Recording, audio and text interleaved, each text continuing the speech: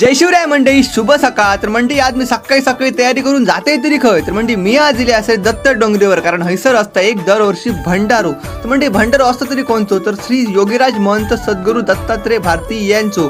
तर मंडळी तुमच्या समोर जी तुमका समाधी दिसताना ती मंडळी समाधी 400 वर्षापूर्वी घेतलेली आहे, ती पण जिवंत. तर मंडळी ह्याच मठात आपण अजून एक समाधी बघू गावतो अशा प्रकारे. तर मंडळी ही समाधी असा तरी कोणची, तर मंडळी ही समाधी असं श्री योगीराज महंत सद्गुरू दत्तात्रय भारती यांच्या शिष्याची.